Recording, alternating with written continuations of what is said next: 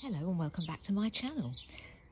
Today I thought I'd show you the wild part of my garden, and I have shown you some of these things in the past, but these particular flowers are actually part of the Sarah Raven Meadow for birds, which I'm just absolutely delighted with, and I thought I'd bring you into the wildlife part of my garden today because it's a very calming place, and it's a wonderful place to be if you're feeling a bit stressed about something.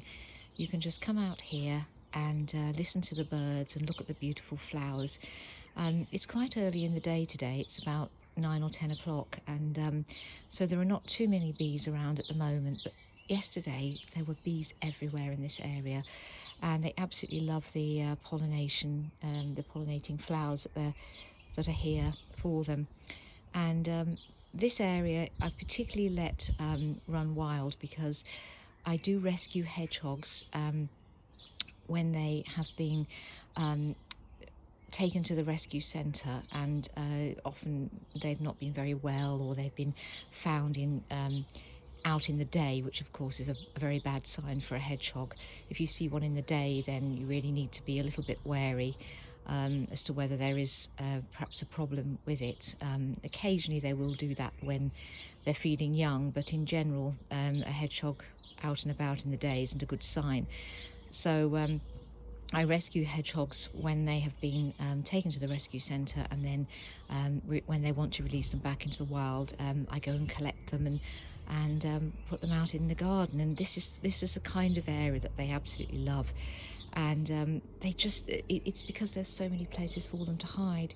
And this particular meadow, I mean, I can't tell you how much I love this Sarah Raven meadow. It's just incredible, and it's been flowering for months and months and months, all through the winter. There are some new flowers emerging here now. I think there's these lovely yellow flowers down there, and if you look around here, there's actually some poppies that are coming out, which are not actually part of the Sarah Raven meadow. They're actually a bee meadow collection that I bought, but I've put them in here just the same. And then just behind here is one of my quince trees. We've had the most awful weather in Essex over the last month, as I think most of the UK have had, and it's been really wet and windy and grey.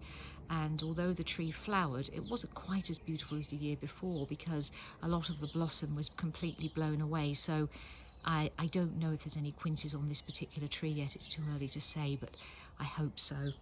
So I'm standing on this very narrow little pathway between all these things.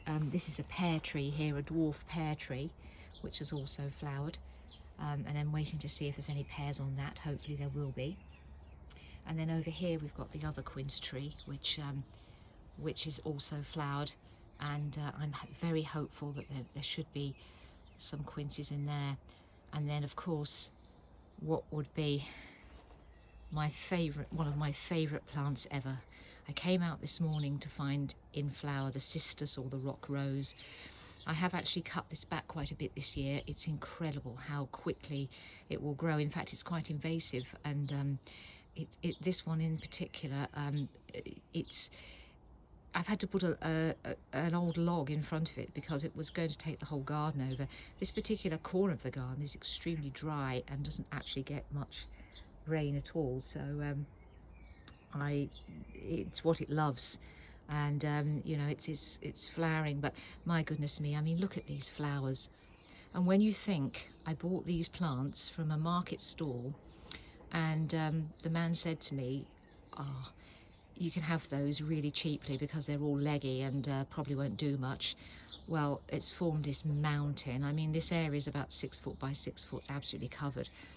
I mean, in the UK, they only flower for about 2 months. Normally they would have been in flower about 3 weeks ago, but everything's so late, so I've now got this wonderful show to look forward to. The flowers last a day, they fall off, and then a new one forms. And honestly, I can't even tell you how beautiful this is. It's this gorgeous deep pink flower with the lovely ochre centre and these gorgeous little patterns of ruby. I mean, it's the most wonderful thing. And you can hear all the birds tweeting, and as I say, we live in a very suburban area, and I've tried to create something that is just an antidote to stress. I think we're all going through an awful lot of stress at the moment, and I think it's just a lovely place to come and sit and just listen to the lovely birds and have a few moments of peace.